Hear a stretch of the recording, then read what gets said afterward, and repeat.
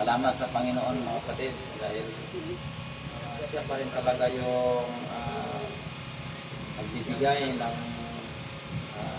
tulong sa atin kasi hindi ko akalain na yun may makaabot ako ng ganitong oras dito kasi talagang na-flat nga yung motor. Isip ko, iwanan na lang sana yun kung may masakyan kami, mag-isakay na lang kami. Kaya pinupuri ko pasalamatan ang Panginoon dahil sa kanyang kabutihan na hindi siya nagpapaya mga kapatid. Akala ko hindi na kami makaabot ng panampahan. Pero salamat sa Panginoon. Purihin ang kanyang nabilang pangalan at limang ng kanyang sa Kristo sa kanyang kapurihan at ang kapurihan ng kailanman. Isa na po mga kapatid sa inyo ang nais magpatuo sa kanyang ating kapatid na kasali.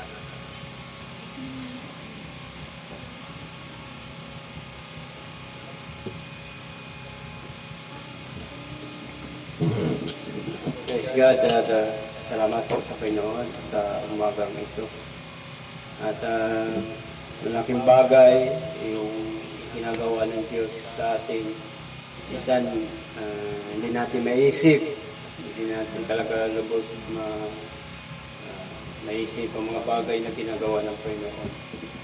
Nagpasalamat ako sa Panginoon dahil siguro kalooban na ng Panginoon na madalas alam din natin mga kapatid ang mga sitwasyon na may kalayuan yung lugar na to at yung pag-atin ng gawain ay mahirap. Kumbaga, dahil unang-una, yung transportasyon at pag wala kang service, talagang nasandi kang makapagating. Dahil minsan kung mag-commute ka, mahirap dahil maaaring malaki ang tingin sa'yo. So, hindi naman komportable na lagi tayong mayroong pinagkukunan. At maasa na lang kami sa biyaya ng Panginoon at minsan kapag rinta tayo ng tricycle doon kila Brajoel at pagkaya ay nagagawa natin. Minsan talagang gipit. Kaya minsan chat ako sa kapatid na huwag muna. At hindi namin iniisip na magkakaroon kami ng service. Kaya nga hindi ako kumukuha dahil nga walang permanente tayong pinagkukunan. So nag-offer yung kapatid namin ng service. Kumuha daw ako. Sila nang bahala ng boundary ay ng bandown tsaka yung monthly. So yun, napalooban siguro ng Panginoon. Pinasikaso ako ng requirements. Ayan, kaya kami nakakuha ng service. At yun, nagagamit namin at sa biyaya ng Panginoon at Diyos na rin ang gumawa doon sa mga kapatid namin na hindi mananampalataya. Diyos ang gumawa sa kanilang mabuhay para magkaroon kami ng service. So wala nang dahilan para hindi makapagatin ng gawain. Hindi man lahat makasakay. So mga sunod na linggo, ini-schedule na lang namin para lahat tayo makapag-attend. Yun po. At binabalik ko lahat ng pasalamat sa Panginoon. Purihin ang Panginoon mga kapatid sa kanyang kabutihan. Sino pa po mga kapatid nais magpatutuo.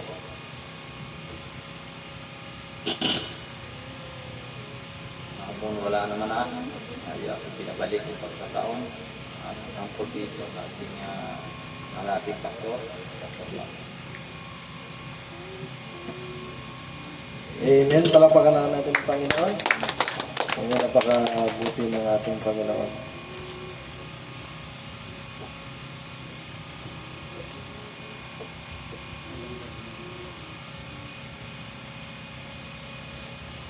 Praise God. At ako po'y magpapasalamat din sa Panginoon sa kabutihan niya. Successful po yung ating pagpunta sa Puerto. Pinagpala yung mga kapatiran doon. At the same time po ay na-follow up ko yung transfer ni Sister Arma. Ngayon po may special order na siya at matatransfer na po siya sa Claudio. Kaya salamat sa biyaya ng Panginoon. Nung una ay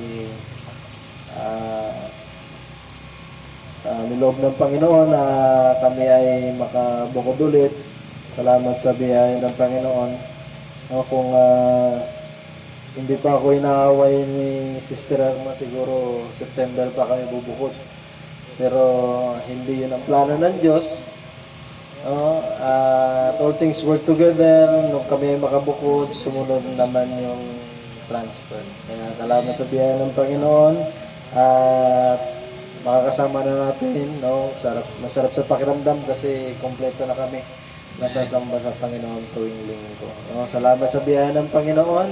Praise God. At pwede ba tayong tumayo mga kapatid? Tuloy lang natin yung tinalakay natin nakaraan. Sabi dito sa Hebrews chapter 11 verse 1 to 6. Now faith is the substance of things hoped for, the evidence of things not seen. For by it the elders obtain a good report. Through faith we understand that the worlds were framed by the word of God, so that things which are seen were not made of things which do appear. By faith Abel offered unto God a more excellent sacrifice than Cain, by which he obtained witness that he was righteous, God testifying of gifts, and by it he being dead speaketh. By faith Enoch was translated that he should not see death, and was not found, because God had translated him. For before his translation he had his testimony that he pleased God.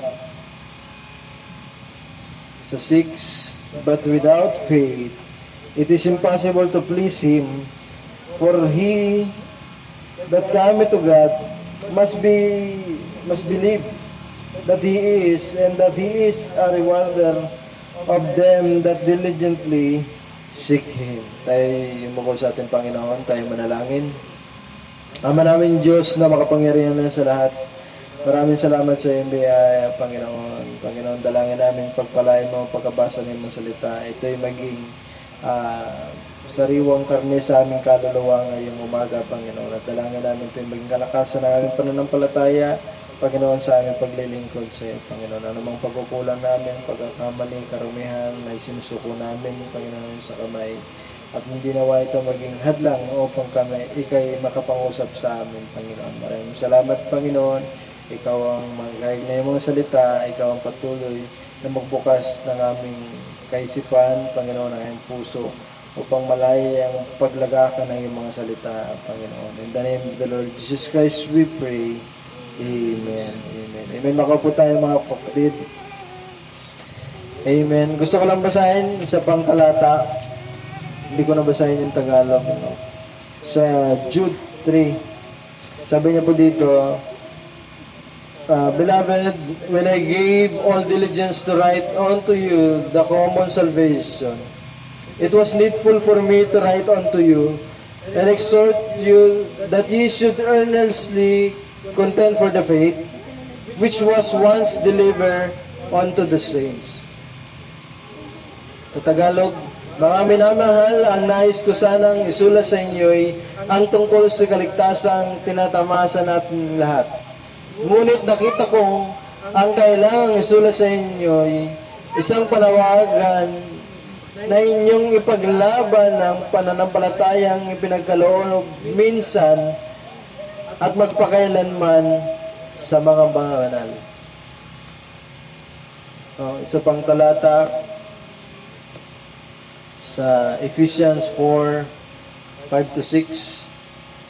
Sabi niya dito, one Lord, one faith, one baptism, one God and Father of all, who is above all, and through all, and in you all.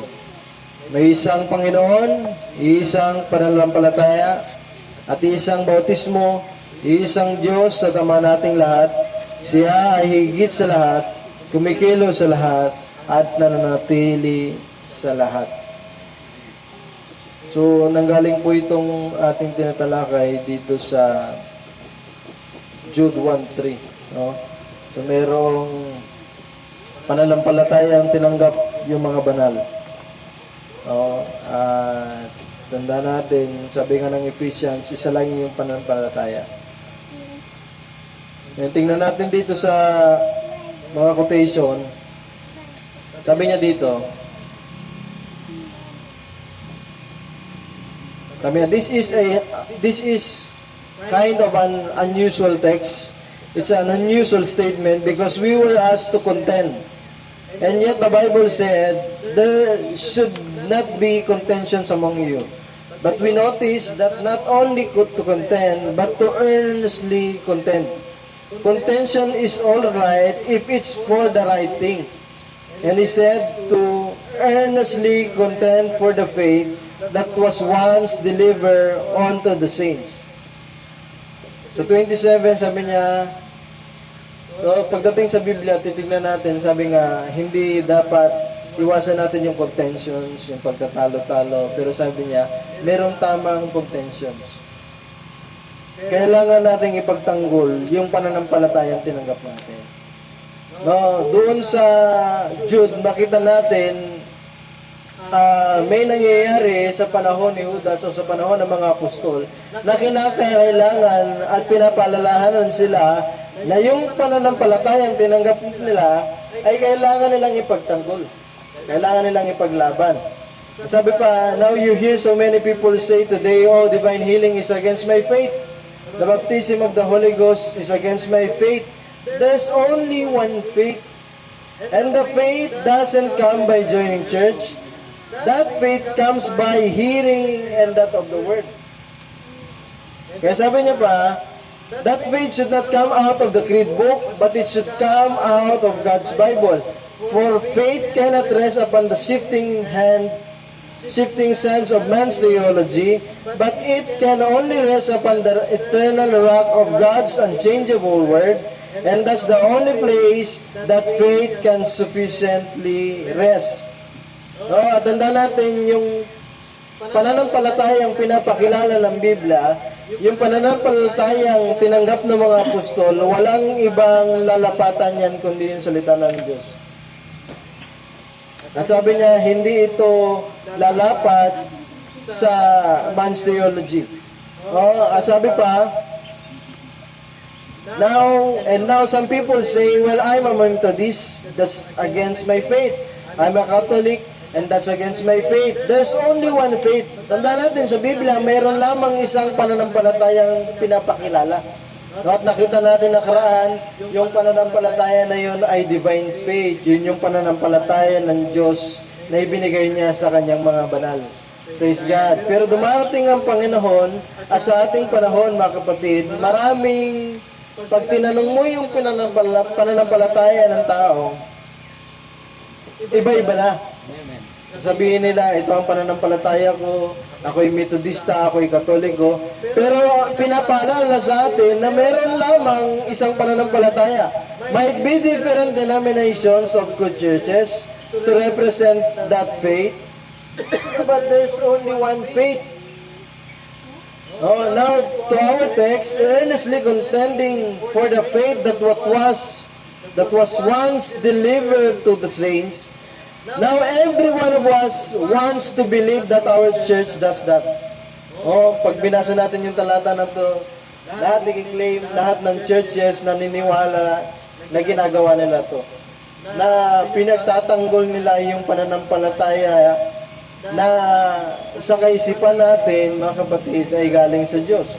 Sabi at the Methodists say, the Methodists, they say they are contending for it. The Baptists, they say they contend for it.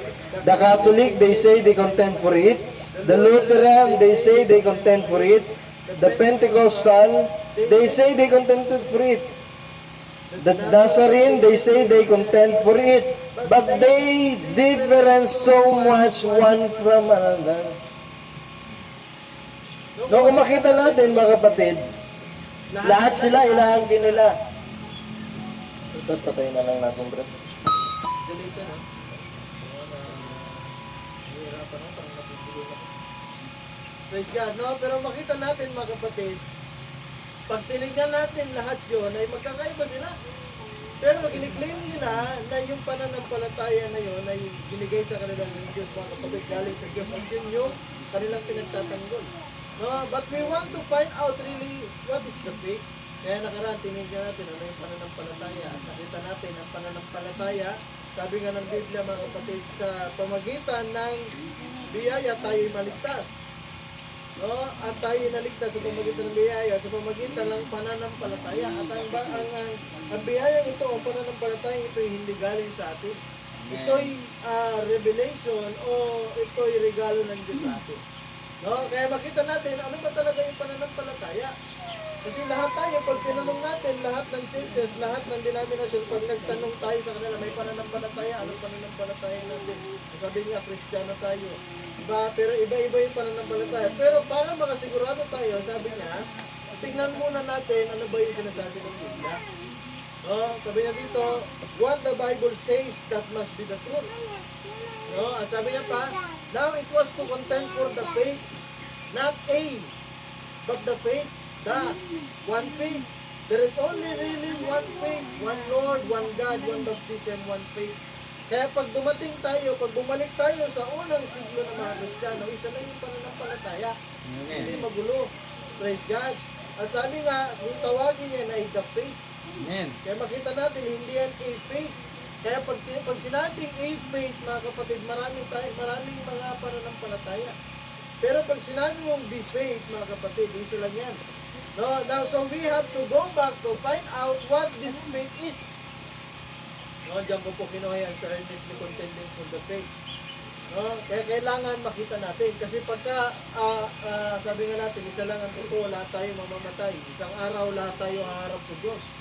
At lahat ng mga tao, mga kapatid, meron silang pananampalataya. Diba? Yung iba, pananampalataya nila, walang Diyos. Kaya nga sabi nga natin, mga kapatid, lahat ng tao may belief. Diba? Praise God. Kaya makita natin, iba-ibang pananampalataya, pero kailangan masigurado natin na yung kinabibilangan natin grupo ay tinanggap din nila yung parehong pananampalatayang tinanggap ng mga apostol. Praise God. Kaya sabi niya, now every one of us wants to think that our church has that faith. I hope that we all do, but let us examine the scripture, and by the scripture see if our church is contending for the faith. Amen. Tingnan natin kung talagang ginaganap ng ating iglesia ang ginanipan o iglesia o grupo na sinasamahan, mga kapatid, yung pananampalataya na ito. Praise God. Sabi niya pa, the Catholic, they say they contending for it, the Lutherans, the Baptist, Presbyterian, Pentecostal, the Nazarene, and they all claim to have it. There is only one fair way to find out. Let's go back and see what it was. Kaya nga yan ang pinaka-fair na, praise God, gawin. Tingnan natin, balikan natin. Now, let us go back to where the saints began. No, so nakita natin nung una, sa unang part, ang origin ng faith, walang iba kundi ang Diyos. Galing yan sa Diyos, mga kapatid, kaya nga mismo siya, kailangan niyang maniwala at manampalatayaan yung kanyang salita para maganap.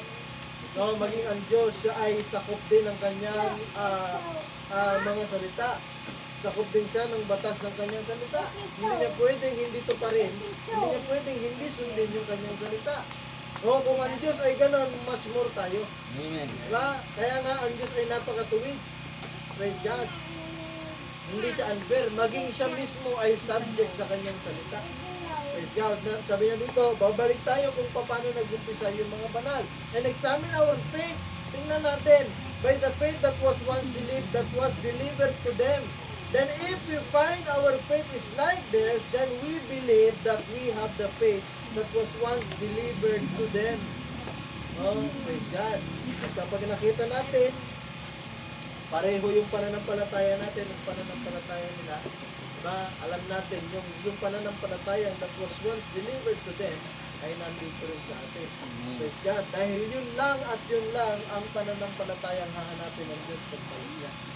Oh, praise God. Kaya dun sa title natin, sabi nga doon, when the Son of Man will he find faith on earth? Diba? Praise God. Yung pananampalataya na yan, yung specific na pananampalataya na yan, yan lang ang hahanapin niya. Yan lang ang babalikan niya. At yan lang yung kukunin niya. No, sabi niya, the stream of all Christianity, the head, the beginning, the origin of Christian faith was Jesus Christ. God's Son, the beginning of Christian faith. Kaya nakita natin, mga kapatid, no, nung dumating, nung una, yan ay sa Diyos, sa Ama. Pero dumating ang panahon, mga kapatid, hindi nga ma-reproduce yan, yung pananampalataya na yan. Nung una, sa Garden of Eden, na-reproduce yan. Pero dumating ang panahon, mga kapatid, nagkamali ang tao sa pagpili, at makita natin, simula nun, hindi na, sabi nga, nagkaroon ng unconscious yung faith na dapat ay conscious, naging unconscious. Praise God, hindi na mai-reproduce yung original na pananampalataya. Kaya kinakailangan, mga kapatid, ang tao ay lumapit sa Diyos na mayroong alay, praise God, mag-alay at mayroong dugo na mahugo para siya'y matubos. Pero kaya makita natin, tinubos nga yan ng ating Panginoon. Kaya nung dumating ang Panginoong Hesus, siya ang nagpasimula ulit ang Diyos na ipakita yung pananampalataya na ito. Praise God, yung buhay na ito. Kaya sabi niya dito, the first one to introduce the faith that the Bible wants us to contend. No? So may pananampalataya talaga, mga kapatid, na gusto ng Biblia na ipaglaban natin. Amen. No, for once the Lord Jesus Himself, no, siya ang originator, siya yung simula. So kung pwede kang makipaglaban sa pananampalataya at mamatay ka sa pananampalataya, mga kapatid, napupunta ka rin sa impyerno. Bakit? Kasi hindi, minsan yung pinaglalaban, kaya nga nung si Pablo, nung siya ay nandoon sa kapanahunan niya, pinaglalaban niya yung pananampalataya. Diba? Praise God. May pananampalataya siya at ganun kataas yung pananampalataya niya, mga kapatid. Ganun siya ka-sincero na pinapatay niya yung mga taong lumalaban doon sa akala niyang pananampalataya ng Diyos na tinanggap niya. Pero lahat yun ay walang kabuluhan. Diba? Pero dahil nakita na ng Diyos yung puso ng tao, nakita na ng Diyos yung puso ni Pablo, along the way, namit niya yung pananampalataya na yun. Praise God. Kaya makita natin, mga kapatid, kung pwedeng ipaglaban natin yung pananampalataya na akala natin ay sa Diyos, hindi at magiging walang kabuluhan lahat ng pagsusumikap natin, lahat ng sakripisyo natin, diba? Praise God. Lahat ng gagawin mong effort pagka hindi mo nasigurado yung pananampalataya yung tinanggap mo, kung yun nga yung pananampalataya na ibinigay sa mga banal, diba? Praise God. Kaya una natin gawin, siguraduhin natin.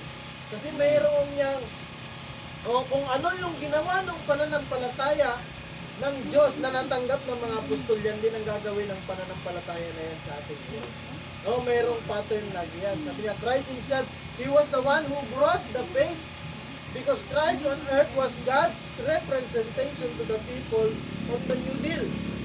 Sabi niya pa, He was the introduction of the faith that was to be handed to the Christian church. So lahat, mga kapatid, lahat ng gagawin ng church, lahat ng uugaliin ng church, ng truth church ay pinakita ng Kristo. Kaya nga siya yung unang nagpakita ng pananampalataya na to. Kung ano yung gagawin nito sa kanya, ano yung magiging epekto nito sa buhay niya, at ano yung magiging epekto ng pananampalataya na to pag tinanggap mo na sa mga nakapaligid sa iyo. Praise God. No, kaya makita natin yung pananampalataya na yan, mga kapatid, ay unang binigay sa ating Panginoon. Praise God. At nung binigay sa ating Panginoon yan, tumawag siya ng mga alagad at nakita ng mga alagad na yan yung pananampalataya na yan. Sabi na, we all have seen what He was. We'll have to see what kind of the church organized. No, siya din ay nagpasimula ng isang iglesia para makita natin kung yung iglesia ang sinasamahan natin ay iglesia nga ng Diyos o iglesia, mga kapatid, na nandoon sa tamang kaayusan na tumanggap ng pananampalataya na ito. Tingnan natin kung anong klase ng iglesia yung umusbong pagkatapos na ang ating Panginoon Jesus ay patag niya kanyang iglesia. And see what kind of doctrine He preached. Kasi nung dumating siya, sabi niya, my doctrine is not mine, it is Him who sent me. So meron itong doktrina, mga kapatid, meron itong katuruan, mga kapatid, at yung katuruan na yan ay tinuro niya sa mga apostol hanggang sa tawagin niyang Apostles' Doctrine. At dumating ang panahon, mga kapatid, na itinuro nila ito, mga kapatid, sa mga Kristiyano. Kaya nga sa mga Kristiyano, mga kapatid, yan ay in one accord lagi. Bakit? Kasi parehong espiritu yung gumagabay sa mga nagtuturo. Parehong espiritu yung gumagabay din dun sa mga nakikinig. And what kind of the works He did? Oh, and what he left for the people to do. And then see if the disciples, if they done the same thing He did. What was the faith that was once delivered to the saints? Oh, so makita natin, mga kapatid, hindi lang ito tanggap tayo ng tanggap, hindi lang ito, mga kapatid, nakikipaglaban tayo, sabi nga, nakikipagbuno tayo sa sanlibutan dahil sa aming pananampalataya. Pero ang pinakaunang kailangan natin gawin, mga kapatid, siguraduhin natin na yung pananampalataya na yan na tinanggap natin ay yung pananampalataya ang galing sa ating Panginoon. No, kaya nga nung dumating ang ating Panginoon, marami siyang ginawa. Diba? Praise God. Gumawa siya ng mga himala, nagpagaling siya, mga kapatid, nagpakain siya ng 4,000 at 5,000 tao, mga kapatid, sa pamagitan ng 2 isda at 5 tinapay, bumuhay siya ng patay, mga kapatid, praise God. At yun yung mga na-produce ng pananampalataya na nasa kanya, mga kapatid. Kaya nga dumating ang panahon at nung siya ay mangaral, mga kapatid, nakita ng mga tao yung authority ng kanyang pangangaral. Praise God. At nung makita ng mga tao yung pangangaral niya, pati yung buhay niya, yung mga nagtuturo ng panahon niya, mga kapatid. Diba? Ano nangyari? Nagkaroon sila ng agenda. Anong agenda nila? Patayin itong ating Panginoon Jesus. Bakit? Dahil nare-rebuke sila doon sa buhay na ipinakita ng ating Panginoon. No, na hindi naman siya nanggaling sa kusaang Bible School. Hindi naman siya nag-aral, bigla na lang umusbong, mga kapatid. At nung uminog pa ang panahon, mga kapatid, hanggang siya ay dalhin, praise God, doon sa krus ng Calvary. No, doon siya namatay at muling nabuhay. At makita natin, lahat yun ang ugat mo na yung pananampalataya. No? Kaya nga kaya makita natin, yung pananampalataya na yan ay hindi galing sa atin. Praise God. Kaya nga sabi nga, it was delivered to the saints. May nagbigay niyan sa mga banal. Hindi yan pananampalataya ni Pedro, hindi yan pananampalataya, mga kapatid, ni Pablo, di ba? Praise God. Sabi niya pa dito, we're contending for the faith that was once delivered. It had to come from somewhere. If it was delivered to the saints, tanda natin, lahat po ng bagay, lahat ng pananampalataya, dalawa lang naman yan eh. Diba? Lahat ng bagay ay may pinanggagalingan. It's either sa Diyos o hindi sa Diyos. Amen. Dalawa lang lagi yan, mga kapatid. Kaya nga, ang sa Diyos, hindi laging nagbabago yan. Isa lang yan. Kaya nga yung katotohanan, isa lang. Isa lang lagi yan. Pero yung kamalian, marami yan. Praise God. Kaya makita natin, mga kapatid, tatanungin na din natin yung sarili natin, yung pananampalataya ba na tinanggap natin ng pagaling? Is that right? The faith that was once delivered unto the saints who delivered it. Sabi niya pa dito, at ipinangako niya, mga kapatid, sabi niya, He said, a little while the world will see me no more, yet you shall see me, for I will be with you even in you to the end of the world. That means that I do shall you also even more than this. So una, mga kapatid, yung pananampalataya na ito tinanggap ng ating Panginoon nasa Kanya at ipinakita niya kung ano yung gagawin ng pananampalataya na ito sa isang tao. Pinakita niya kung ano yung ginawa sa Kanya, pinakita niya kung ano yung magiging resulta nito, mga kapatid, at ipinakita niya rin kung ano yung magiging buhay ng taong tatanggap nito. Praise God. Pero dumating ang panahon, mga kapatid, sabi niya na kung ano man yung ginawa ko ay gagawin niyo naman sa mga apostol. Ba? Sabi pa dito, at even more than this ay gagawin ng mga apostol. For I go to my Father, you get it. What was it? The faith that He represented. Yung pananampalataya ang ipinakita niya, ni-represent niya, He delivered to the church to take it to the ends of the world. At yung pananampalataya na yan, mga kapatid, binigay niya sa iglesia para dalhin hanggang sa, sabi nga, end of the world. Hindi lang hanggang sa panahon ng mga apostol, kundi hanggang sa panahon natin at sa panahon pang darating. Praise God! Kaya itong pananampalataya na ito ay, praise God, tinanggap ng church. At pagkatapos, makita natin sa church history, kaya ang mga Kristiyano ay nangalan sa iba't ibang lugar. Dala-dala yung pananampalataya na ito. Amen. O kayo, sabi niya, patingnan natin sa isa pa. No? Sabi niya, notice that was the faith that Jude was talking about. No, yung pananampalataya na sinasabi ni Judas, hindi lang ito isang pananampalataya na nasa kaisipan natin, kundi ito yung pananampalataya na kay Kristo. Praise God, na ibinigay niya naman sa iglesia, sa kanyang mga hinirang. That kind of faith, the things that Jesus did, ano daw yun? Yung mga ginawa ni Kristo, the faith that He had in God, He delivered the same thing to the saints. The same thing that I do, you do also. Kaya yan yung isang palatandaan, mga kapatid, kung totoong pananampalataya ng Diyos yung tinanggap mo. Yung ginawa ni Kristo, yan din yung gagawin mo. Praise God. Notice the things that I do shall you also. I deliver this to you, but before you can have it, pero paano man natin matanggap? Go up there to the city of Jerusalem and wait until while. Pero bago tanggapin niya ng mga apostol, mga kapatid, kita natin, itong pananampalataya din na ito, mga kapatid. Ito rin ang nagdulot sa kanya na siya muling mabuhay muli. Dahil sa huling panahon, mga kapatid, may mga Kristiyanong mamamatay, pero sila'y bubuhayin ng parehong pananampalataya na ito. Amen. Kaya kapag hindi mo natamo yung pananampalataya na yon, hindi ka makakasama sa resurrection. Hindi ka makakasama sa rapture. Praise God. Sabi niya pa, wicked man will crucify me, but I'll raise on the third day. Then I'm coming back again, so tarry ye in the city of Jerusalem. Kaya bago din tinanggap ng mga apostol yung pananampalataya na yun, kailangan muna nilang tanggapin yung Holy Spirit. Praise God. Dahil ang Holy Spirit, yan ang sabi dito, tarry ye or wait up at the city of Jerusalem before you go to all the world with this gospel.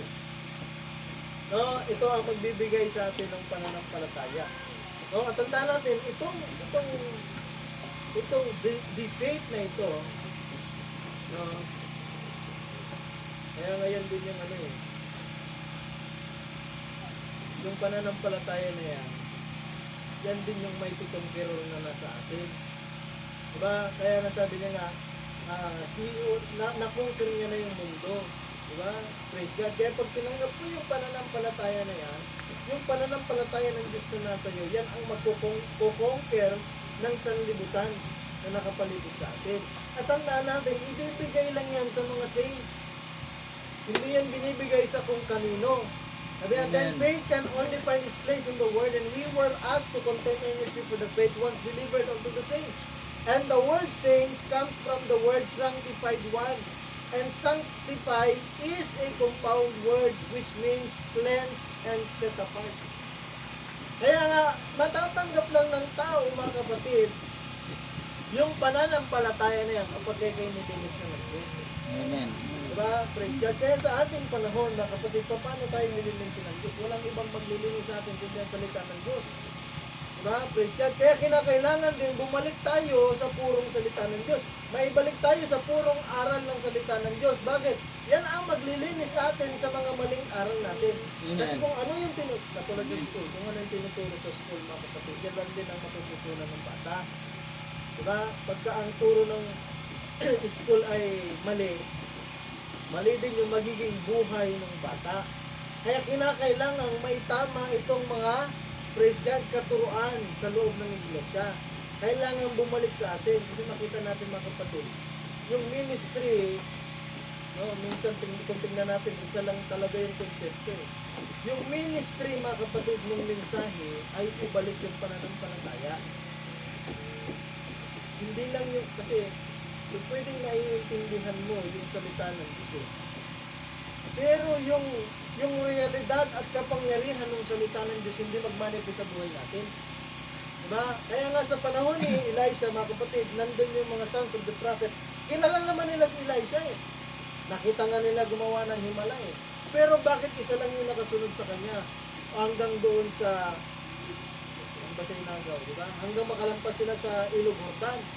Di ba? Isa lang yung nakasunod sa kanya, mga kapatid. Kaya makita natin, mga kapatid, hindi lang sapat na marinig natin yung salita ng Diyos, kundi kailangang maranasan natin yung realidad at kapangyarihan ng salita ng Diyos. No? Kaya makita natin mamaya dito. No? Hindi lang ito signs and wonder. No? And the vessels that was put on the altar, cleanse the vessel, altar, sanctified vessel, sabi niya pa, and the vessel of God which we are, is sanctified through the blood of the Lord Jesus and set apart for the service of God. At alam natin, ang dugo, mga kapatid, walang iba, kundi ang salita. Amen. Praise God. Kaya hindi mo matatanggap yung dugo ng ating Panginoong Isus na maglilinis sa iyo pag hindi mo tinanggap yung purong salita ng Diyos. Amen. Dahil yan din ang maglilinis ng kaisipan natin, yan ang maglilinis ng puso natin. Praise God. At pag tinanggap natin yan, sabi niya nga, we will be set apart for service. Hindi ka lang itinabi ng Diyos para lang itabi, kundi may gagawin tayo. May paglilingkod tayong gagawin. At tandaan natin ito, mga kapatid, ang buhay na walang hanggan ay binigay ng Diyos sa atin.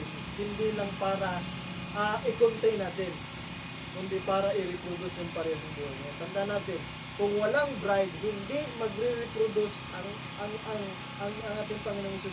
Hindi niya kayang mag-reproduce ng salang. Kailangan ng babae, spiritually speaking, ng vessel. Diba? Kaya nga wala namang lalaking nanganganak. No, kaya makita natin, mahalaga, mga kapatid, yung ministry ng bride. No, sabi niya pa dito, that's the faith that was once delivered to the saints. We're supposed to contend for that. What happened? The apostles had it. Kaya yung pananampalataya na yan, galing sa ating Panginoong Isus, na ibigay sa mga apostol. At nakita natin yung binunga niyan. Diba? Praise God. Kaya nga walang ibang gagawin yung mga apostol, kundi gagawin din yung ginawa ni Kristo. Kung paano ang ating Panginoong Isus nung siya'y magpaumpisa ng ministry ng pangangaral niya, He preached on repentance.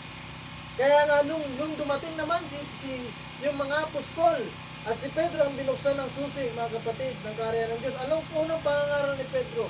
Repent and let every one of you be baptized in the name of Jesus Christ for the remission of sins. Kaya parehong yung ginagawa. Diba? Kaya nga makita natin, hindi mo pwedeng matanggap yung pananampalataya na yon dahil kung hindi ka magre-repent at mababautismohan sa pangalan ng Panginoong Hesus.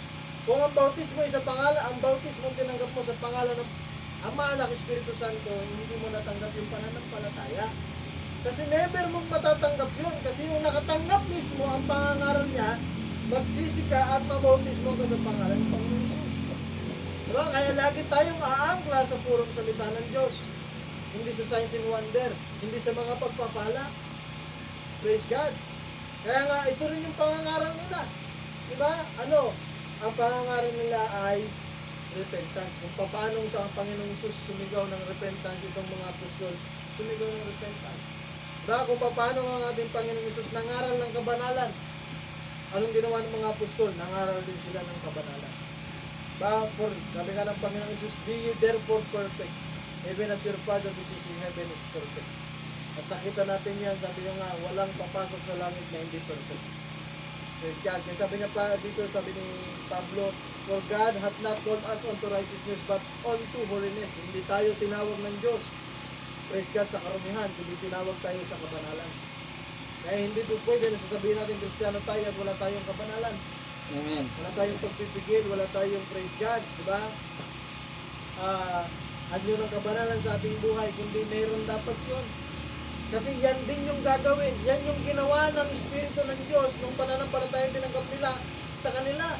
Kaya hindi mo pwedeng tanggapin yung sinasabi natin na pananampalataya at pagkatapos wala tayong kabanalan. Eh sabi nga ni Pedro, so be ye holy in all manners of conversation. At sabi din sa Hebrews, follow peace with all men and holiness, without which no man shall see the Lord. At pag wala yan, hindi tayo. Diba? Praise God. Hindi natin mamingit ang ating Panginoon. Oh, kaya nga nung ating Panginoong Isus, di ba, anong naging epekto sa buhay niya ng pananampalataya na yun? Kung mangaral siya, sabi nga dito, for he taught, di ba, namangha sila sa pangangaral ng ating Panginoong Isus sa kanyang pagtuturo. Bakit? Sabi niya, for he taught them as one having authority. Bakit may authority? Kasi nakikita nila sa buhay ng ating Panginoong Isus yung pinapangaral niya. Hindi kagaya ng mga eskriba, hindi kagaya ng mga pariseyo. Kaya sabi ni Pablo, anong nangyari, di ba? Anong ginawa nito kay Pablo? Sabi niya, for our gospel came not only in word only. Kaya yung pangangaral natin dapat, kung itong iglesia na ito, ang pundasyon nito yung pananampalataya na i-deliver sa mga saints, hindi dapat ito yung pangangaral sa salita lang. Kundi kailangan, sabi niya, but also in power and in Holy Ghost. Kaya nung tanggapin ito ng mga apostol sa Book of Acts, tinawag silang Christian. Bakit? Yung buhay na ipinakita ng ating Panginoong Hesus, yun din ang nakikita sa mga alagad, sa mga disipulo. Kaya tinawag silang Christian. Ikinabit yung salitang Christ sa kanila. Kaya makita natin mga kapatid, ganyan din yung gagawin ng pananampalataya pag tinanggap natin. Praise God. Hindi mo kailangan sabihin Kristiyano ka. Kundi yung mga tao mismo ang magsasabi sa inyo na ikaw ay Kristiyano. Diba? Praise God. Bakit? Makikita ito sa buhay natin. No? Kaya itong pananampalataya na ito na i-deliver ng ating Panginoon sa mga banal ay binigay sa kanila. Pero alam natin, kaya nga doon pa lang sa Jude 3, Jude verse 3, sabi niya, you need to contend to your faith. Ipaglaban niyo yung pananampalataya. Bakit? Kasi mayroong, hindi naman makikipaglaban pag walang opposition eh. Diba? Kaya sabi niya dito, sabi niya, and now they were asked to contend for the faith once delivered to the saints. And now, there had been a falling away since then. No, kung makita natin itong pananampalataya na itong mga kapatid, nung tanggapin ito ng mga apostol, si Pedro nung dumaan mga kapatid doon sa mga may sakit at na dumaan yung alino niya sa mga may sakit, gumaling. Praise God, nung dumating ang panahon, nangangaral si Pablo at yung isang kapatid, mga kapatid ay nakaupo sa bintana, lalaglag. No, dahil overnight nangaral si Pablo at namatay at nabuhay na maguli. Praise God, yun yung nakita natin ang epekto ng pananampalatayang tinanggap nila. And yet, makita natin nakapagtataka, kahit ganun kakapangyarihan, yung pananampalataya na yun, meron pa rin tumalikod. Amen. Diba? Kaya hindi basihan, mga kapatid, yung mga himala sa buhay natin. Praise God. Although masarap yan, sino bang ayaw ng himala? Diba? Gusto natin yan eh. Praise God, sino bang ayaw ng pagpapala? Gusto natin yan. Pero hindi basihan yan, mga kapatid, na pag na-witness mo na yan, nasa iyo na ngayon pananampalataya. Kahit magkaroon ka pa ng bisyo. Diba? Dahil dumadating ang panahon, sabi nga ni Pablo sa 1 Timothy 4:1, diba? Some shall depart from the faith. Kaya makita niyo yung pansin niyo, the faith, hindi a faith. Kasi yung pananampalatayang dinanggap nila, isa lang yan. Kaya sabi nga ng Ephesians, one faith, one Lord, one baptism. Giving heed, at itong mga tatalikod sa mga pananampalataya, tatanggap sila ng mga seducing spirits at doctrine of the devil. Kaya noon, kaya nga, sabi nga, spirit travel to words. No? Hallelujah. Kaya hindi nila makukuha, mga kapatid, na tumanggi sa mga tumanggi o tatalikod. Kaya sabi nga niya ng Brother Dana, bago mo talikuran talaga yung salita ng Diyos, aabot ka, mga kapatid, sa 100% na tatalikudan dito. Diba? Makukumbinsi ka. Kaya sabi din ito'y propesya o warning ni Pablo, mga kapatid, na meron talagang tatalikod. Dahil ang Espiritu mismo ang nagsasabi. Praise God. Pero kung makita nyo, kung titignan natin yung ministry ng mga apostol, napaka-dakila. Ba, imagine, may nabuhay na patay. Dito nga, wala pa tayong nabubuhay na patay. Ba, gumagaling yung sakit. Praise God. Mismo yung ating Panginoon, higit na nga, nakita nga nila eh. Yung sa sa pool. Diba? Nakita natin, pinagaling ng ating Panginoon Diyos. Yung mga may kitong, pinagaling ng Panginoon Diyos. And yet, praise God, nakuha nilang tumalitog pa rin sa ating Panginoon. Kaya dito sa panahon na ito, mga kapatid, nakikita natin, unti-unti, mga kapatid, na mayroong ginagawa ang kaaway. Sinisira niya yung pananampalataya ang in-establish ng Diyos. Kaya dumarating dito sa 1 John 4:1, ang warning naman ni John ay huwag maniwala sa bawat espiritu, but test the spirits to see whether they are from God. For many false prophets have gone into the world. Kaya marami na sa panahon pa lang nila. At sa panahon din ni Pedro, sabi niya, but there were false prophets also among the people, even as there shall be false teachers among you. Kaya nagkaroon na ng mga iba-ibang turo. No? Kaya sabi nga, kaya alam natin yung 7 church ages. No, nagpasimula yung pananampalataya na ito. Ipinakita yung bunga, ipinakita kung ano yung gagawin nila, ipinakita yung aral ng pananampalataya na ito. Pero dumarating ang panahon, mga kapatid, sabi nga, ano nangyari? May mga nakapasok. May mga sumira ng pananampalataya na ito. Kung tawagin nga yan ni Pablo ay mga grievous wolves entering among you, not sparing the flock. At walang mga concern yan sa flock. Oh, kaya nung mangyari yan, mga kapatid, alam natin yung nangyari sa 7 churches, nagkaroon ngayon ng dalawang church. Tanda natin, dalawa lang yung church. Sa panahon natin, madaming church, pero tanda natin, dalawa lang yung church. Sabi nga, now there is the true church. One of them was born at Nicaea. Kaya nga, isa lang yan eh. Isa lang ang inugatan ng lahat eh. Kaya sabi nga, sila yung mother of all religion. Kasi lahat ay nanggaling sa kanila. Pero lahat din ay babalik sa kanila. No? And the other one was born at Pentecost. Kaya dalawa lang yan. Tandaan nyo, dalawa lang yan mga kapatid. It's either true church. Pag wala ka sa true church, nandun ka sa false church. Pagka nasa false church ka, wala ka sa true church. Kaya nga lagi nating nililinaw yan. No other way mga kapatid. No, kung natagpuan, kung bumbinsido tayo doon sa salita ng Diyos na tinanggap natin, sa mensahe ng Diyos na tinanggap natin, ano naman ang mangyari, manatili tayo sa mensahe. Amen. Kahit nasa bahay ka na lang. Diba? Kasi I believe mga kapatid, kung ang ministry magluloko mga kapatid, at iiwan yung salita ng Diyos, at yung mga miyembro ay mananatiling tapat sa salita ng Diyos, kahit nasa bahay o nasa kahit anong lugar, mga kapatid, I believe ang Diyos ay magtatayo. No, kaya sabi nga dito, and one has always been against the other, at laging magkaawayan. Kaya ang Kristiyano, natural na mayroong oposisyon. Meron laging kukontra sa'yo. Diba? We've come through the church age to prove it. One against the other. One of them is a fine, dignified, intellectual church with fine scholars and so forth. And other is classed as the bunch of holy rollers. It was at the beginning drunk, illiterate, fisherman, and it's the same thing today. Kaya hindi nagbabago yan. It's still classed in the same category. No? One of them is scientific and the other is spiritual. One is scientific arrangement, the other one is spiritual discernment of the word. One is scientifically arranged what group of men says intellectual bishop. The other one is absolutely born of the Spirit of God. Yan lang kasi yung pinakakailangan natin. May panganak tayo sa Espiritu ng Diyos. Kasi kung parehong Espiritu yung nag-guide sa atin, mga kapatid, magkakasundo tayo. Kasi walang ibang gagawin ang Espiritu ng Diyos, kundi idalhin tayo lagi sa salita ng Diyos.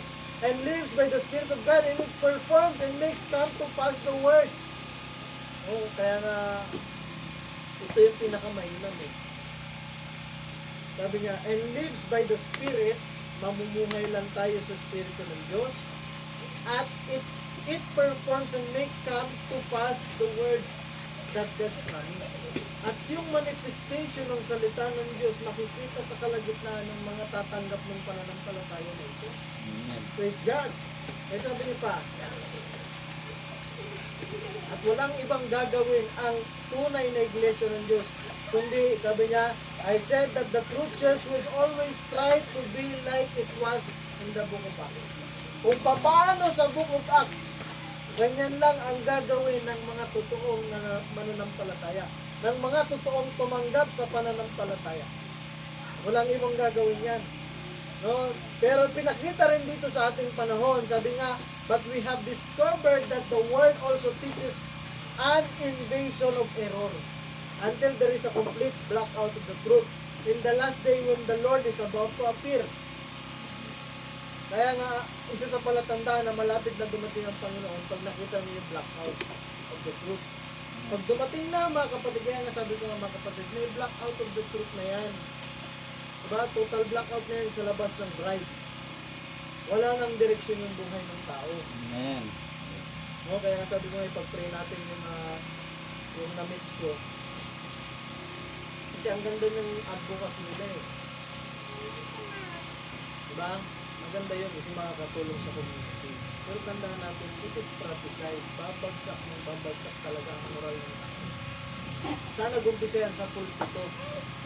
Diba? Sabi nga ng mensahe, pulpit delinquency. Dahil hindi tinuro sa pulpito mga kapatid, hindi ituturo yan sa bahay. At the same time, tinanggal nila yung Biblia sa school. Na dapat ang pinaka-purpose ng school nung pinag-aralan na natin yung Harvard, yung Yale University, ang pinaka-purpose ng founding fathers ay ituro yung Biblia at makita nila na sa huli, pag-graduate nila, ito lang ang totoong buhay. To know Him is life. Napakaganda eh. Pero tinanggal nila because of freedom of religion na hindi nga dapat gano'n. Kaya nung tinanggal nila yan, wala na. Kaya anong asahan natin sa mga senador natin?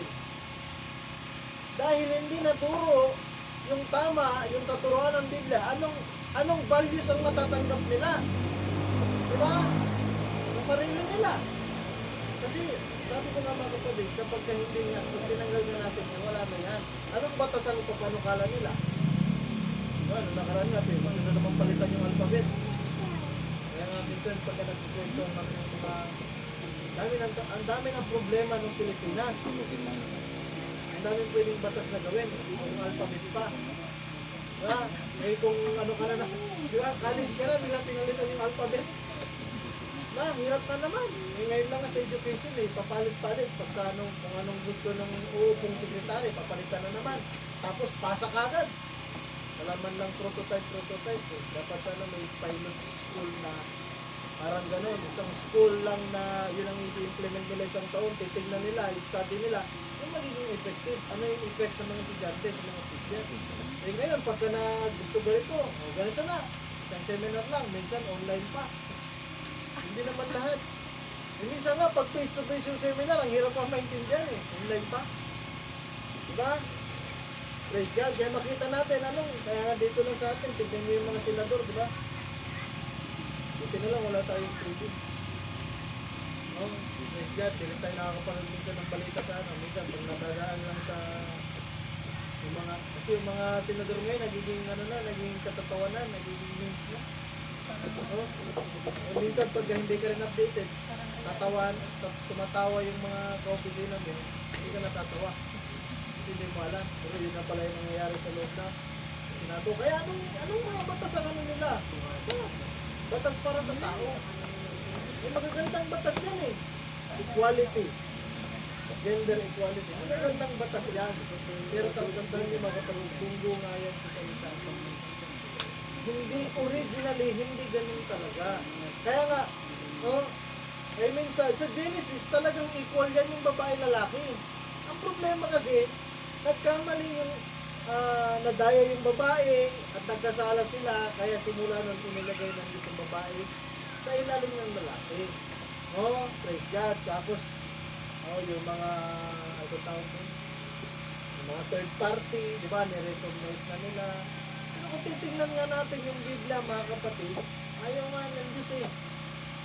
Sinunog nga yung Sodom at Gomorrah. Kaya sabi nga natin, hindi kasalanan na maging bakla o maging tagbo. Hindi tayo galit.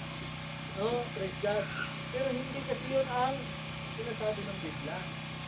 Diba? Ayaw ng Diyos doon. Praise God. Kaya nga, minsan mahirap pag nawala na yung totoong bride.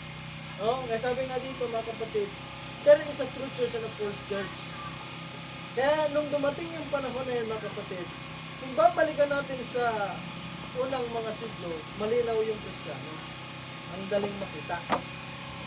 Pero dumating ang panahon, dumating itong false church. Noong una, kamukhang kamukha pa yan. Diba? There is the true vine and the false vine. But of course, the false church, the false vine body, will always try to usurp the position of the true church. Kaya ngayon ang ano eh,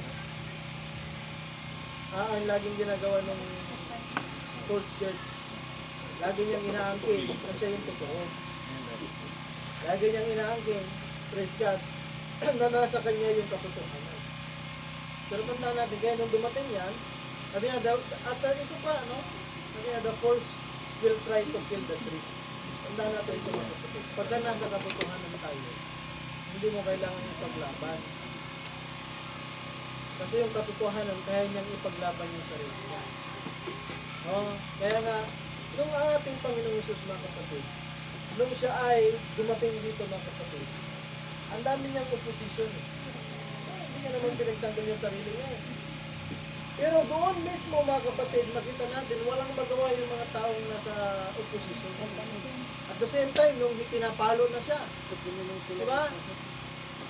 Kung titignan mo, nung pinako siya sa krus, talo siya eh.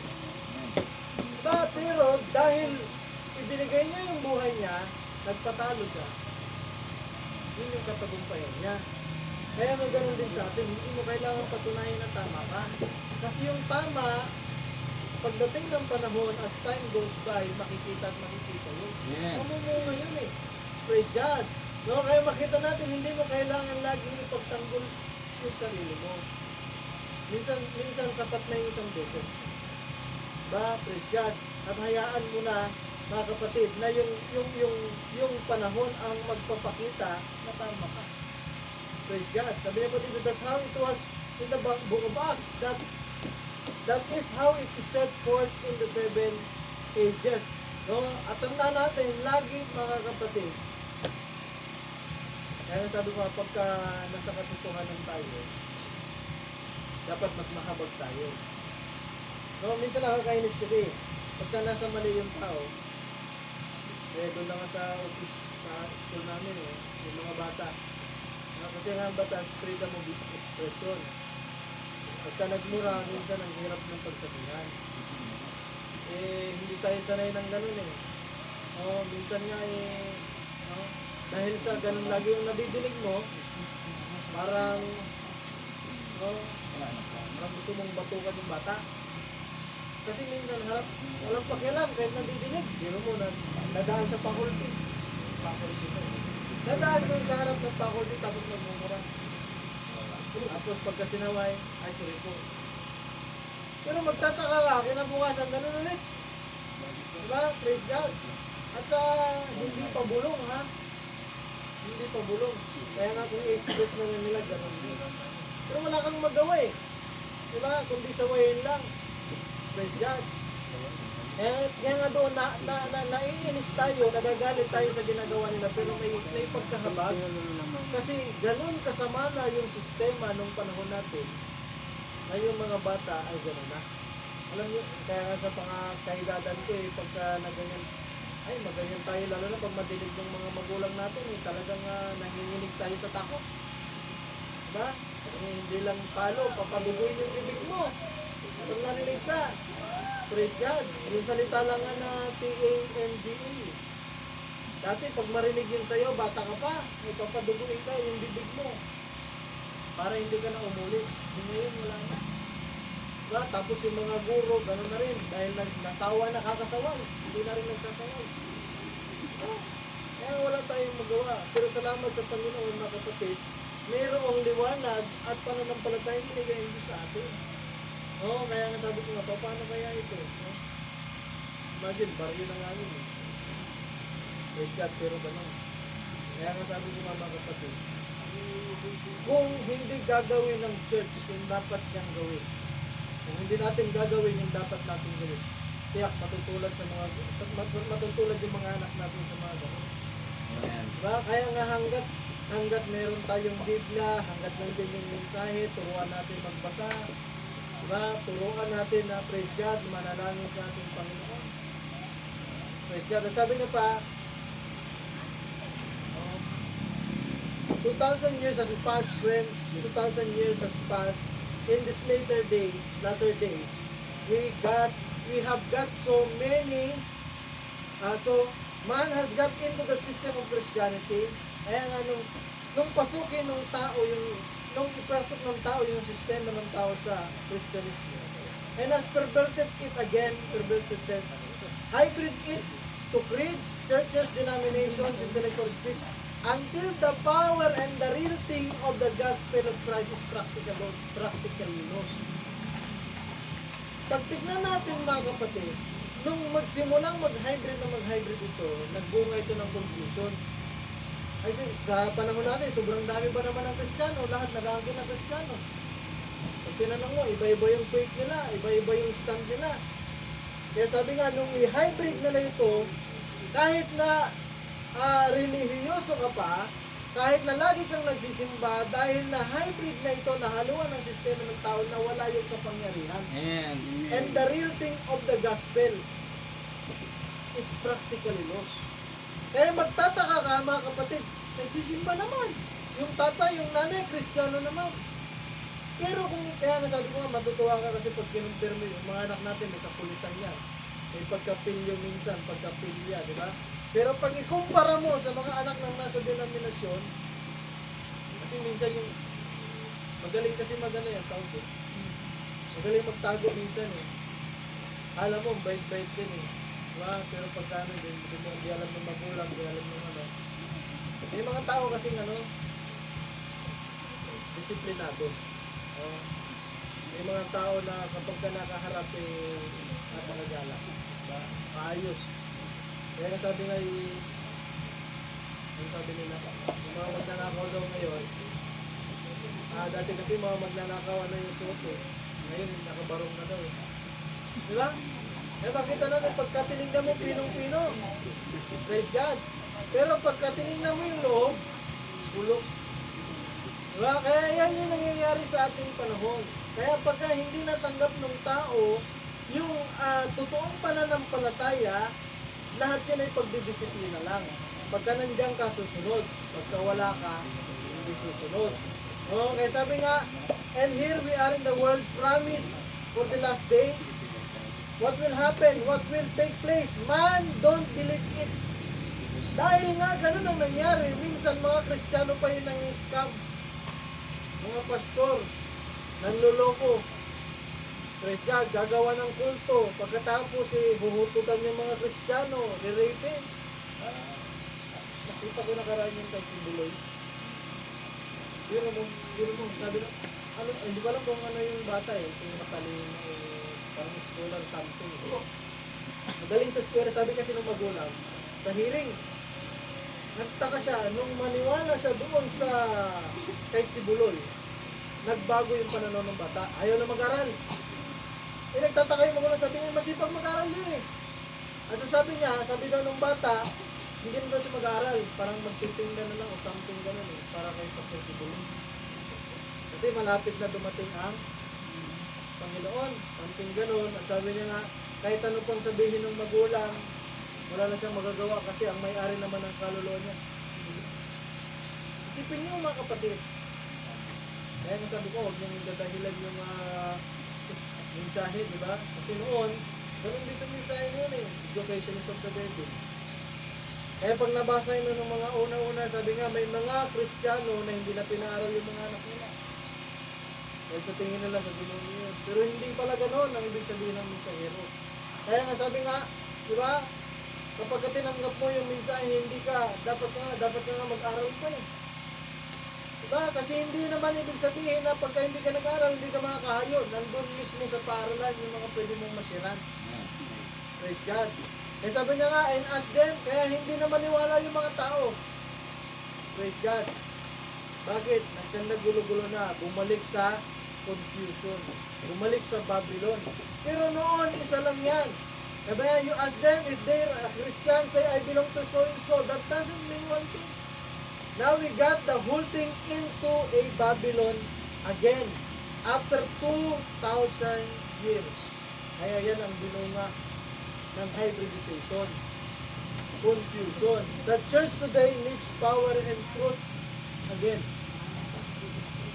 So imagine, pinipreach ito 1964. Kasagsagan niya ng Pentecostal. Pero tingnan niyo mga kapatid, sinasabi niya, the church today needs power and truth. Hindi ba makapangyarihan yung church na yun? Nung panahon niya, yung mga, kahit nga sila Oral Roberts, sila Billy Graham, mga Pentecostal na preacher, mga kapatid, pagka nag-pray nga sila, gumagalong eh. May mga himala nga eh. Hindi ba power yun? Diba? Kaya nga sabi nga, ibang papangyarihan ito. Praise God na sinasabi ng mensahe. No, kaya sabi niya dito, kaya nagkang-nagulo-gulo na yan. Kaya kinakailangan, sabi, I say this today, if you believe me to be God's servant, you are now living in the day of the restoration of the faith that was once delivered to the saint. So yung pananampalataya na yan, along the way na wala yan. Kasi hindi yan ma-restore. Hindi niya sasabihin na restoration of the faith today. Kung hindi na wala. So nakita natin by hybridization na wala yung pananampalataya na yan. So hindi lang doktrina. Kundi pati yung mga gawa. Diba? Pati yung ugali, pati yung buhay ng Kristiyano na wala yan. Praise God. The very life na ipinakita ni Kristo, the very doctrine na wala lahat yan. Pero sabi niya, itong panahon kinabubuhayan natin, dito yan isa sa uli. Yung pananampalatayang ibinigay sa mga apostol, sa mga banal sa panahon na yan, mga banal na gumawa ng himala, nagpagaling, bumuhay ng patay, praise God. Ang iba pang mga bagay na ginawa nila, ibabalik yan sa atin. Amen. Kaya ang buhay natin, mga kapatid, ang mga Kristiyano, hindi nawawala yung signs and wonder dito. Praise God, hindi nawawala yung himala. Ang problema, mga kapatid, walang sapat na pananampalataya yung iglesia. Living under the power of the doctrine of the Holy Ghost Church. Sabi niya pa, the end time evangelist message is from Malachi 4. So merong end time evangelist. Sa huling panahon, may evangelist message. Ano yun? Malachi 4. It's a restoring. The message and messenger both will have to be a restoration of the faith. So nakita natin mga kapatid, hindi lang ito doctrine. Praise God, pati yung pananampalataya ng Diyos na ibinigay niya sa kanyang mga alagad, ibabalik yan sa mga believer sa panahon na ito. Brethren, I will give you a diligence to write unto you of the common faith that you should earnestly contend for the faith that was once delivered to the saints back there.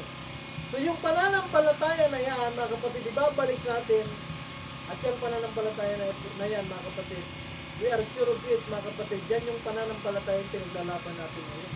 Yan yung pananampalataya, mga kapatid, na pinangat natin sa ating Panginoon. Sabi niya, what is it? It's message that goes forth, a message and a messenger of the last days, that's not to bring them to a creed. Kaya pagka dinadala tayo ng isang tao sa isang credo, sa isang dogma, then we need to decide. But to jerk them out of those creeds and bring them back to the original faith of the fathers, the Pentecostal fathers. Kaya yan ang gagawin ng mensahe. Walang ibang ginagawa mensahe kundi ibalik tayo sa original na pananampalataya. Yung pananampalataya, mga kapatid, na nag-resurrect mismo sa ating Panginoon. Praise God. Kaya nga nung matanggap natin ang mensahe, mga kapatid, unti-unti may nare-resurrect sa atin. Yung dating tayo, yung original na nature natin ay nabubuhay. Unti-unti, hindi yan instantly. Kaya unti-unti nakikilala natin yung sarili natin, unti-unti nalalaglag yung mga makamundong kaisipan, makamundong bagay sa atin. Sabi niya, restore the faith of the people. The church today that's out of all these different corruptions. Kaya nga yan ang ginagawa ng mensahe, tatawagin lahat ng mga mananampalataya. Palabas saan? Sa mga iglesia na mayroong corruption and putrefied sore body of the denomination back in the living faith and a living God. The end time evangelism is to restore. Tandaan natin ito, mga kapatid. The end time evangelism is to restore. Hindi may ibabalik yung original na pananampalataya malibang mamit mo yung end time evangelism. Hindi tayo makakabalik doon. At hindi mababalik yung kapangyarihan. Kaya una, ang kailangan mabalik ay yung purong salita ng Diyos sa atin. Kasi hindi natin makikita o maintindihan ng mainam ang mga pangako ng Diyos. Praise God. At pag naibalik yung salita ng Diyos at naintindihan natin ang kapangyarihan na ipabalik. Ay sabi Amen. niya, but also it is a fact that the prophet of the last age must be bringing forth a message from God that will forerun the second coming of the Lord. But by His message will the hearts of the children turn back to the Pentecostal Father, and with the restoration of the Word, so mauna yung Word, will come the restoration of the Father. Kasi wala, no? Yung salita ng Diyos, hindi magmamanifest sa atin kung hindi natin makuha ang panampalatayaan. Amen. Pero paano natin mapanampalatayaan yung salita ng Diyos? Kailangan ibalik yung purong salita ng Diyos. Hindi yung mga salita ng Diyos na hinaluan ng mga libadura. Amen. Kasi pag hinaluan ng libadura, ang salita ng Diyos, powerless na yun. Amen. Kaya ang salita ng Diyos dapat hindi natin haluan ng ating kaisipan. Hindi natin dapat haluan ng ating mga emosyon. Purong salita ng Diyos. Masakit man yan, hindi man yan masakit, matamis man yan, mapait man yan, kung yan ay purong salita ng Diyos, kailangan natin tanggapin yan. Kaya tandaan natin unang may babalik yung restoration of the word. At sino yung salita? Walang iba kundi si Kristo. Amen. Diba? Praise God. Kaya hindi natin pwedeng sabihin tinanggap natin ang ating Panginoon. Kung hindi natin natatanggap ang purong salita ng Panginoon. No, last for quotation. No? Sabi niya dito, now listen, church, pay close attention to this. This might determine your position tonight. Now, Jesus, when they found this man packing his bed, they questioned him, the Jews did. Napagay natin Panginoon Jesus. If Jesus came by this group tonight and went over there and healed some man with TB and passed all this line of stretcher, what would the critics say tomorrow? See, there's nothing to it. Jesus did the same thing under thousands of people laying there. So they brought him up and questioned him. Now listen close. St. John 5:19. Here's what Jesus Christ said about this. This is the faith He was presenting to the people. So ito yung pananampalatayang pinipresent niya sa mga tao.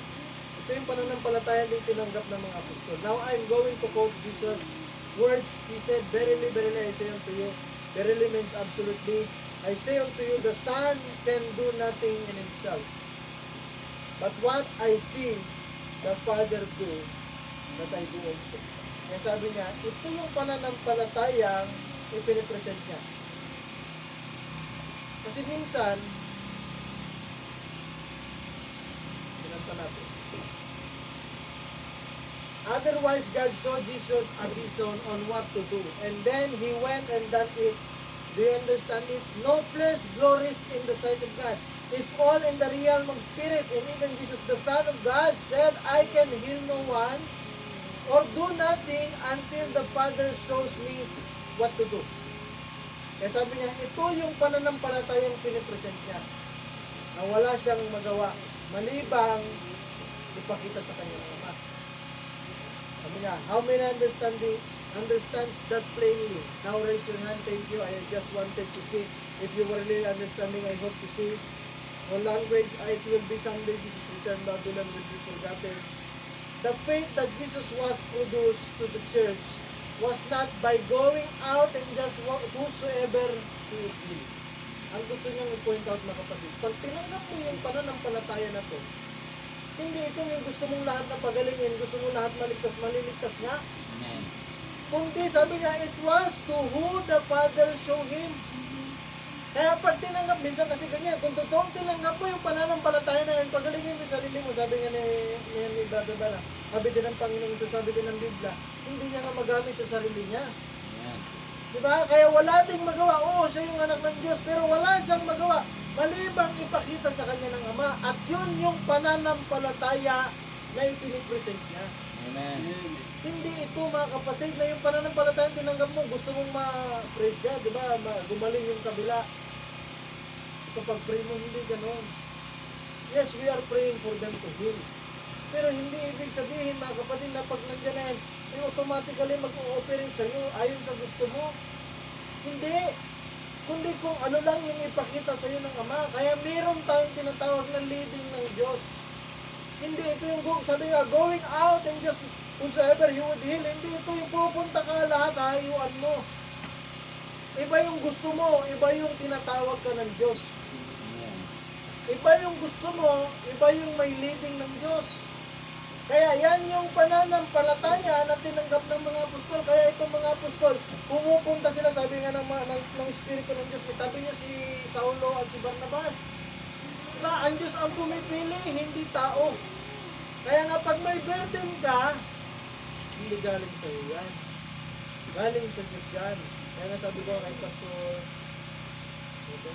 John Capo, nagkukwentuhan kami, sabi ko, may burden, kasi minsan may burden tayo. Magbahagi, mag-burden tayo. Pero ang problema nga, sabi ko nga, hindi ako ganun ka-useful pagdating sa field. Pagdating sa paghahayo, hindi ako ganun ka-useful. Diba? Maliban na lang pag yung tao yung interesado na. Kaya sabi ko nga, yung ginagawa ni Brother Joel, hindi ko kayang gawin yun. May ginagawa ako na hindi rin kaya ni Brother Joel. Diba? May ginagawa kayo na hindi ko rin kayang gawin. Praise God. Kaya makita natin, kaya ang iglesia ng Diyos, ang namumuno dito, walang iba kundi ang Espiritu ng Diyos. Kaya pag may leading ka, that's still small boys, kailangan mong pakinggan yun. Bakit Diyos yun? Hindi yun yung pastor natin, hindi yun yung kung sino, mga kapatid. Kundi Diyos yun. At yun yung pananampalataya, sabi nga, na ibinigay ng Diyos sa church. It was to who the Father showed him. Kaya ngayong umaga, mga kapatid, kung ano yung leading mo, ano yung burden mo, marahil yan yung pangungusap sa iyo ng Diyos. Yan kayo believe. At tandaan natin, yung pananampalataya na tinanggap ng mga apostol, unti-unti tayong binabalik dyan sa ating panahon. Kaya kung hindi darating ang end time message, ang evening time, evangelism, hindi natin mamimit yung pananampalataya na yun. Amen. Oo, nabalik na yung salita ng Diyos. Pero tanda natin, kailangan bumalik yung power and reality of the word. Kailangan bumalik yung kapangyarihan na nakita natin sa mga apostol. Paano yun? Kailangan natin ilay yung ating sarili sa salita ng Diyos. And then makikita natin. Kaya sabi niya nga, kung gusto mo makakita ng miracle, be a miracle yourself. Kaya sa huling panahon, pwede ba tayong tumayo, mga kapatid? Gusto kong iwanan yung tanong na to. Although iba yung konsepto nito. Ang konsepto nito, mga kapatid, may isang babae na pabalik-balik dun sa judge na yun na hindi naniniwala, hindi walang takot sa Diyos, pero dahil pabalik-balik siya, pinagiganti siya ng judge. At sabi niya nga sa huli, ganon din ang Panginoon. Sabi niya, I tell you, that He will avenge them speedily. Amen. Marami po, mga kapatid, may mga experience tayo, gumagawa sa atin ng mali, gumagawa sa atin ng hindi maganda, pero tanda natin, huwag tayong tumulad sa mga palabas na ilalagay natin ng bata sa ating kamay. Kaya sabi niya nga, ang pag-ibig ko sa asawa ko, kung binabasa ko yung Santo Pito, sabi niya, ang pag-ibig ko sa asawa ko, ang ipuproduce niyan, kaya kong barilin yung taong bumasto sa kanya. Pero ang pag-ibig ng Diyos na nasa akin, sabi niya, kaya kong ipag-pray yung tao na yon para maligtas at kahabagan niya. At sabi niya, I tell you that He will avenge them speedily. Nevertheless, when the Son of Man cometh, pag bumalik kaya ang Panginoon, shall we find faith in the earth? Yung pananampalatayang iniwan niya sa mga banal, natagpuan kaya sa atin yun sa kanyang pagpapalit. Praise God.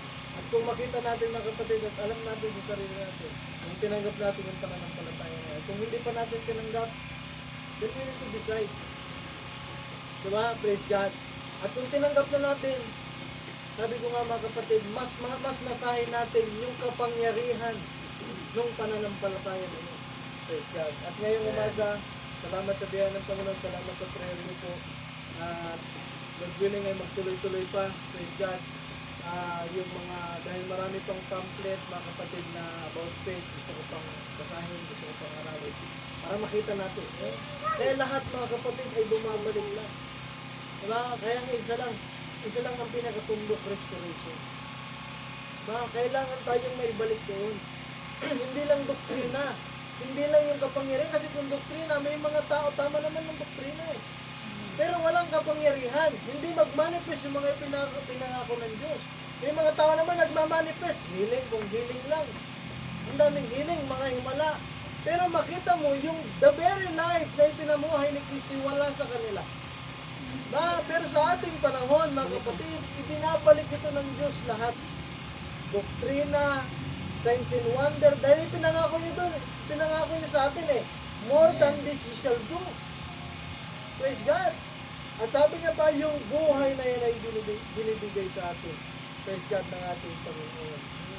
Praise God. At nawa naging maalala ito sa atin, mga kapatid, na minsan pa merong pananampalataya ibinigay sa atin. Praise God. Bago po tayo manalangin, mag-pray muna tayo. Hallelujah. Praise God. Pwede ba natin palakpakan ng ating Panginoon? Amen. Salamat sa kaya ng Panginoon. Praise God. At awitin natin. Praise God. Fill my cup. Amen. At yan ang nais natin. Hallelujah. Punuan tayo ng Panginoon ngayong umaga. Amen. Habang inaawit natin kung may leading tayo, hallelujah. Malaya tayong makipag-usap sa ating Panginoon. I was sick for things that could not satisfy. And then I heard my Savior speaking, walk on my well that never shall run dry.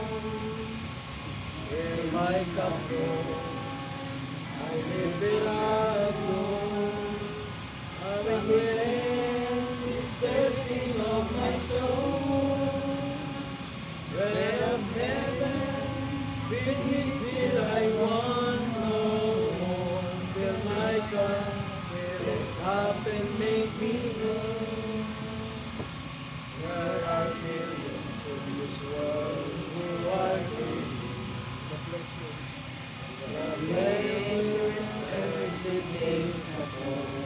Amen. Lord God, ngayong umaga, malaya tayo makipag-usap sa ating Panginoon. Ano bang pangailangan, kaya malaya tayo ibigay sa ating Panginoon. Ngayong umaga, Panginoon, maraming salamat. Minsan pa, Panginoon, pinalala mo sa amin. Merong pananampalatayang ibinigay mo sa amin. Pananampalataya na ito, it overcomes all, Panginoon. It overcomes sickness, Panginoon. It overcomes, Panginoon, mga struggles, trials, Panginoon. Lord God, mga gawa ng kaaway sa aming buhay, Panginoon. It overcomes all, Panginoon. Lord God, tulungan mo kami to realize that this faith, Panginoon, ay nasa amin. Kung paano, Panginoon, ang pagkilos mo sa mga apostol ay nawa, ganun din ang pagkilos mo ngayong umaga sa amin, Panginoon. May healing, Panginoon, dahil alam namin, Panginoon, healing always comes from you, Panginoon. Mayroong provisions, Panginoon, sa mga pangangailangan, Panginoon. At Lord, narito ang aming cup, Panginoon, fill it up, Lord God. Hallelujah, hallelujah, Lord God. Fill my cup, Lord. I lift it up, Lord. Come and quench this thirsting of my soul. Bread of heaven, fill me till I want no more. Fill it up and make me whole. Amen. Tayo manalangin sa ating Panginoon. Maraming makapangyarihan ang Tuhan. Maraming salamat muli sa iyong provision ng mga spiritual na pagkain, Panginoon. Tunay nga, Panginoon, without the evening time message, Panginoon, there is no restoration of faith, Panginoon. There is no restoration of the word, Panginoon. Kaya, Panginoon, salamat, Panginoon, na nakita namin, Panginoon. Mayroon lamang isang pananampalataya na ibinigay ka sa iyong iglesia, Panginoon. But along the way, Panginoon, nakita namin, Panginoon, ang pananampalataya na ito, nagbunga ng mga himala, nagbunga ng isang buhay, Panginoon, na work sa iyo.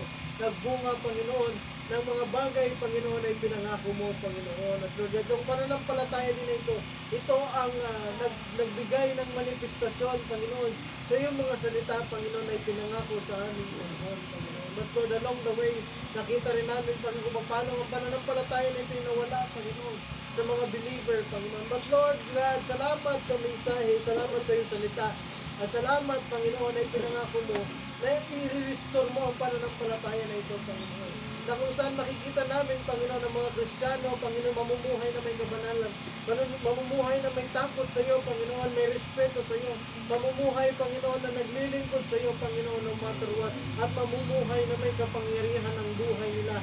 May authority ang bawat binibigkas ng bibig, Panginoon, dahil nakikita sa buhay ng mga mananampalataya, Panginoon, ang iyong mga salita, Panginoon. At Lord, darating muli, Panginoon, ang panahon na ito, Panginoon. Kung paano sa at nakita namin, tinawag silang Christians, Panginoon. Dahil nakita sa kanila ang buhay mo. At Lord God, naniniwala kami sa mga panahon na ito, when the whole world will be restored, Panginoon, the power will be restored back in the church, Panginoon. At isang bagay pa, Panginoon, makita namin, darating ang panahon, Panginoon, ng mga tao na nasa labas, mga taong walang pagkakilala sa iyo, sila na ang magpapatotoo na ito yung mga Kristiyano nga. Na kami mga Kristiyano nga, Panginoon. Na kami mga mananampalataya nga, Panginoon. Hindi kami, Panginoon, kundi yung mga taong nakatingin sa amin, Panginoon. Kaya, Panginoon, ngayong umaga, maraming salamat, Panginoon, na muli pinalala mo sa amin ngayong pagbabalik, Panginoon. Hanapin ulit ang pananampalataya. Sa iyong pagbabalik, Panginoon, itong pananampalataya lang ito ang babalikan mo. Itong pananampalataya lang na ito, Panginoon, ang hahanapin mo. At itong pananampalataya lang na ito, Panginoon, ang sasalubong sa iyo, Panginoon. Kaya, Panginoon, ngayong umaga, we pray, Panginoon, kami may nanghihina spiritually, Panginoon. Ikaw magpalakas sa amin, Panginoon. Kami may pangangailangan, Panginoon. Physically, Panginoon, ikaw magpalakas sa mga pangatawan natin, Panginoon. Lord, tulungan mo kami, Panginoon, na matanggap, matap ulit ang pananampalataya na yun, Panginoon. At nang sa ganun ay kumilos ang Espiritu ng Diyos kung paano kumilos ito sa Book of Acts, Panginoon. Dahil ito'y pinangako mo, Panginoon. Patigit sa lahat, Panginoon, tulungan mo kami, Panginoon, ng aming puso'y maangkla sa iyong purong salita. Na no matter what, Panginoon, ay naroon ang aming pananampalataya sa iyo, Panginoon. Na ano man ang danasin namin, Panginoon, sa lupang ito, ito'y sandali lamang, Panginoon, at hindi may kukumpara sa inihanda mo sa amin, Panginoon, sa hinarap. Kaya, Panginoon, dalangin namin, dangat din namin mga pangailangan ng aming kapatid, mga prayer request ng aming kapatid. Panginoon, ang patuloy na recovery ng aming kapatid, Brother Rita Bildo, Panginoon, full recovery, Lord God, dinadalangin pa namin mga prayer request namin mga kapatid sa Manila, work from home, Panginoon, na Brother Gigo, Brother Henry, Panginoon, Mr. Bora, Mr. Ara, Panginoon. Lord, we are praying for them. Lord God, we are praying din, Panginoon, sa fund ng church, Lord God. Ikaw mag-provide, Panginoon, ikaw ang gumamit sa mga tao, Panginoon. At ikaw din magbigay ng wisdom and knowledge sa iyong lingkod, sa mga kapatid, Panginoon, upang mas maging mainam ang sa trabaho, Panginoon, sa pagkakataon ko na we are praying din, Panginoon. Dahil mga kapatid na narito sa Dumanyang, Panginoon, ikaw ang patuloy na magpalat sa kanila, mga pangangailangan nila, Lord God. Yung pupoy, dinaglang yung kamay, Panginoon, ikaw magpalat sa kanila, Panginoon, sa kanila mga pangangailangan, Lord. At Lord God, ikaw din na mag-comfort sa mga kapatid na mayroong kabalisahan, Panginoon. At Lord God, dalangin ko rin po.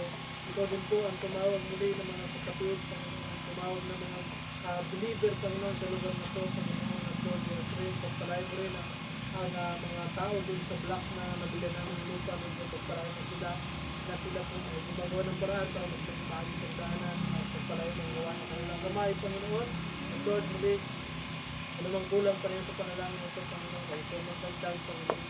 We are praying, Panginoon, ng magandang panahon sa mga susunod pa ng araw, Panginoon, at ang mas maging mainam, Panginoon, ang aming pagpapala sa iyo, Panginoon. Lord God, we are praying din sa pamilya ng aming mga kapatid na Limpiado o Limpiado, Panginoon, mga tamang sa iyong kamay, Panginoon, Panginoon, ang kanilang pastor nito yung Panginoon, Pastor Roger Limpiado, ikaw mag-usap, magdumikit sa kanya, Panginoon, na makabalik, Panginoon, sa pagpapastor, at ikaw din ang gumabay sa mga miyembro namin ngayon, Panginoon, we are praying, na patuloy, Panginoon, na pag-usapan mo sila, at pagpalain, ikaw nagprovide ng mga makakain nila, Panginoon, tuwing lingkod, Panginoon. Lord, we are praying din sa mga susunod na araw, Magmamagos tayo sa lingkod, Panginoon, matuloy-tuloy. Tapos ito, Panginoon, at kasagulan, walang pananampalataya, Panginoon, at Lord, higit sa lahat, yung pananampalataya natin ay magpalikas in power, Panginoon, sa aming mga buhay. Maraming salamat, Panginoon. Walang mula sa panahon ng Panginoon, kayo po magpagpagpag. Panginoon po, Jesus Christ, we pray. Amen. Amen. Ako po tayo mga kapatid. Amen. Amen. At tayo po umawit sa ating Panginoon. Praise God. Habang umawit tayo, pwede po tayo umawit sa ating Panginoon. Ulitin natin showers of blessing. Amen.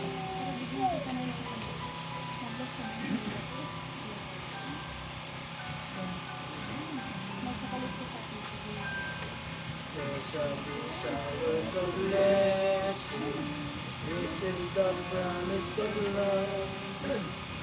There shall be seasons refreshing, sent from the Savior above. Showers of blessing, showers of blessing. Mercy drops flowers are falling.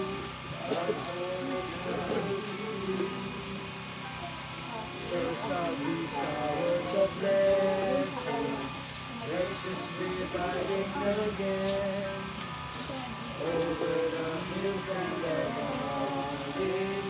Sound of abundance of rain. Showers of blessing, showers of blessing.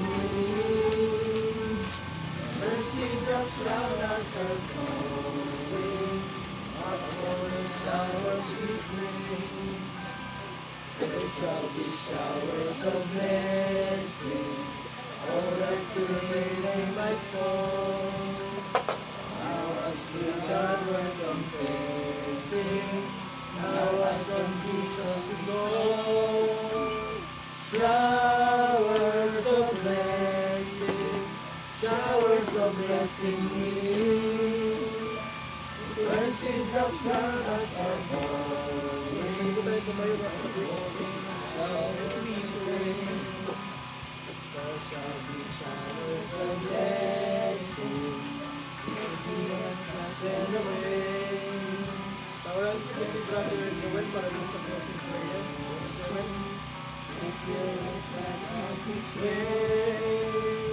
Showers of blessing, showers of blessing we need. Maraming po salamat sa salita mo, Panginoon, sa Lord, sa tulong mo, Panginoon, na itinarating sa amin, Panginoon. Pagkakang ililingkod, Panginoon, palain mo po, Panginoon, ang aming pastor, Panginoon, patuloy mo po siyang gabayan, Panginoon, tuloy maunahan, sa araw-araw, na kanyang buhay, Panginoon, tuloy po ang kayang Lord, sakit, Panginoon, ay kami po yung pagpalain, Panginoon, ang aming mga buhay, Lord, ito lang natin, spiritual ang buhay, Panginoon, ito po yung patuloy na inspire sa amin upang mabuhay, Panginoon, sa Lord, sa aming sigat, ay sumusangkot sa iyo, Lord, maraming salamat, hindi sa aming pagkiri, Panginoon, hindi sa aming gabayan, Panginoon, yan, Lord, hindi sa Panginoon,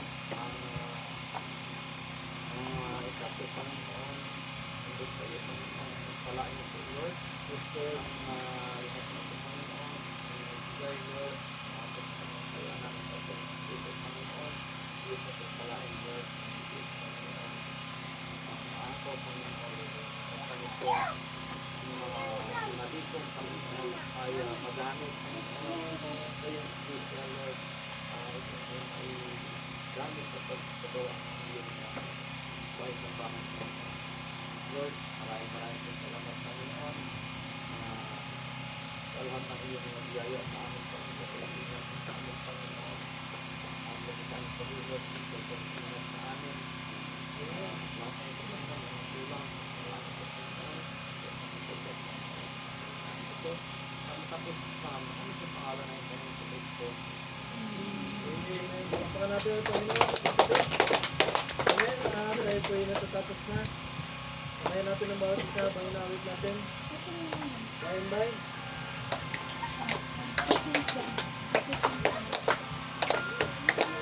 Open, ocean, even over the restless sea. Somber skies and holy tempest of succeed and blessed shepherds. Let the earth put the sea.